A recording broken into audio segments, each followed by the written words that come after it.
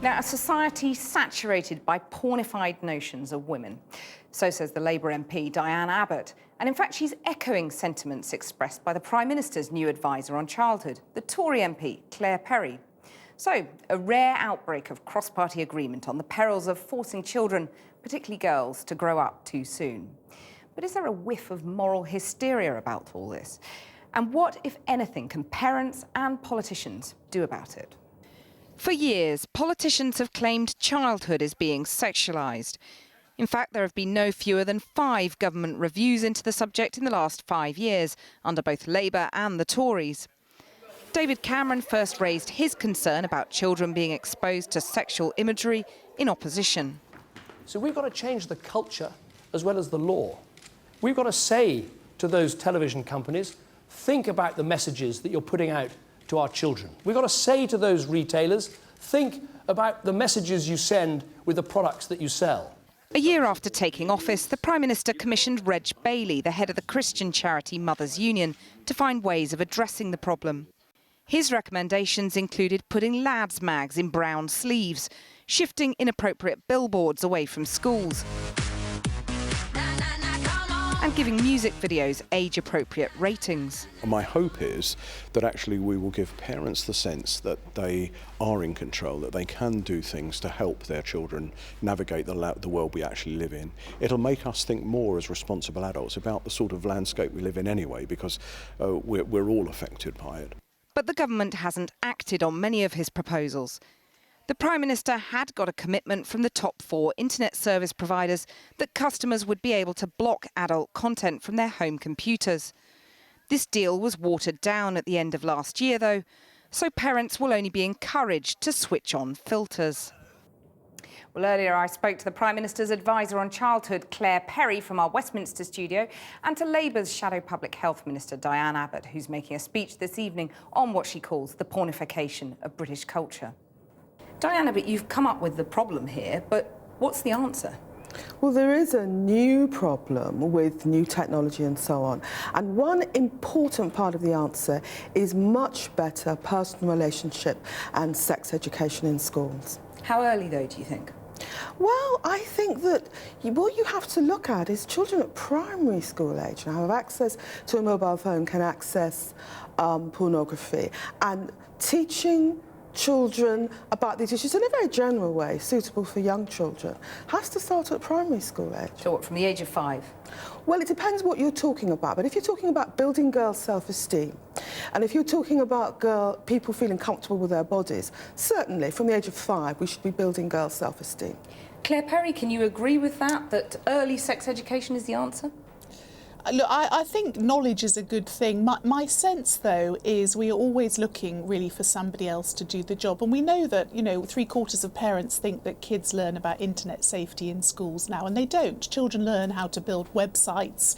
They learn a little bit about not giving out your mobile phone. I think it is absolutely a partnership. You've got government has a role to play, education, absolutely. Companies, internet service providers have got to be more responsible, but parents have also got to take responsibility, even though half of them think their kids know more about the internet than they do, and get involved in the conversation. I'll come back to parents in a minute, but if you accept that schools have got part of the responsibility, do you regret then that the Tories voted against compulsory sex education before the election? I think we're not talking about sex education. I think most parents would be uncomfortable at the idea of pornography being taught. Pornography is a really bad sex educator. We're not talking about pornography, though. We're talking about sex education in schools. I don't think children need more sex education in schools. I think what we need to do is talk about relationship education. Diane Abbott? Obviously, parents and families, all types of families, are key to this. But I do think there's more that children can be taught about relationships. I mean,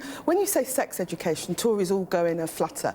But it's about teaching them but it's about teaching them about relationships. And a lot of young people, even teenagers, don't understand that if you tweet a photograph, if you put the photograph on Facebook, it is there forever. So Claire Perry, you've suggested that parents should really snoop on their children's well, texts? Well, that's a slightly. I think that's one you of those. You said they lovely, should look at their texts. I said tantamount to snooping, and it's an abuse of trust, isn't it? Well, look, I think parents have the responsibility and in many ways the right to get involved in these communications. Kathy, you're younger than me, but when I was growing up, if somebody was phoning the landline persistently or there were letters coming into the house, my parents felt they had a role in, in monitoring that. Why is it when we are paying for our kids' mobile phone access, paying for their internet connections, we feel that we can't get involved? And it's very nuanced. I mean, clearly there is an age at which, whether it's 16, kids have the legal responsibilities and rights to do a lot of things, it becomes inappropriate. But damn straight, I think I should be my children's friend on Facebook when they're, in 13 or 14 years old. Diane, and Diane millions of parents feel the same. Your son's friend on Facebook? No, I think there's something strange about parents stalking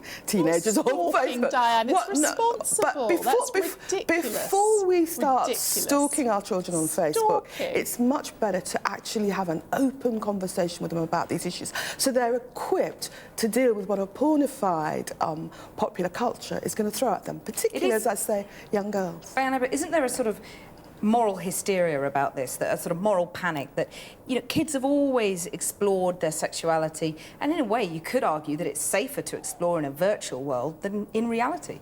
Absolutely. Adolescents have always been fascinated by sex, and girls have always tried to go out wearing as little as possible. What makes it different is the rampant commercialisation and the technology.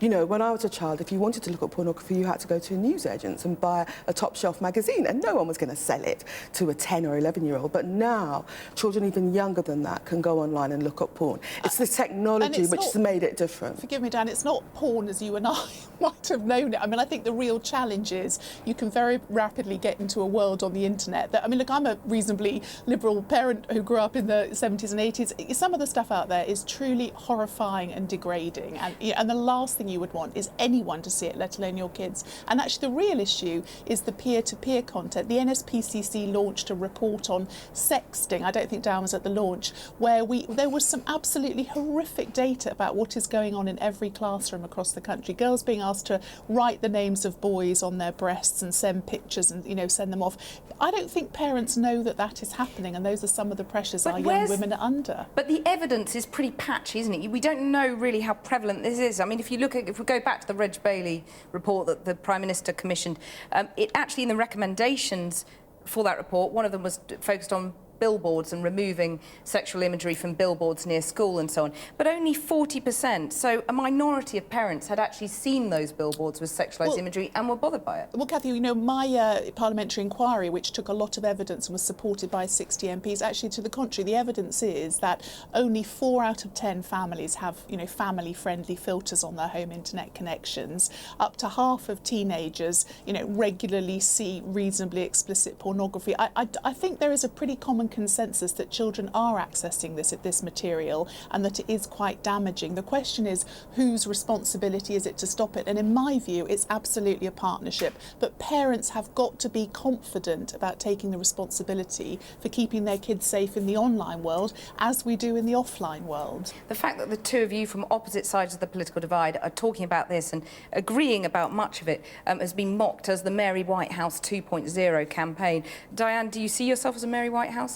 I'm a card-carrying feminist. Have the T-shirt, went on the marches, got the dungarees in the back of my wardrobe to show for it. No, I'm not Diane, Mary Whitehouse. I don't care what, I frankly don't care what they call us, and I was the women's rep at university. But actually what is interesting You're a card-carrying feminist as well. I'm a member of the Fawcett Society. Damn straight, crikey, But the point of it is that this is an issue. I mean, actually what has been very interesting is that there has been a huge cross-party consensus about this. It hasn't been politicised. It's been led by women, and funnily enough, the internet service company that's done the most to protect its children is the only one run by a woman. I think this is what happens when you get women into positions of responsibility. We take these things a little more seriously. In a word, you're happy to be the Mary Whitehouse of the Tory party? I don't care. Look, I swear far too much to be Mary Whitehouse. I'm fine with whatever they want to call me as long as we keep our children safe.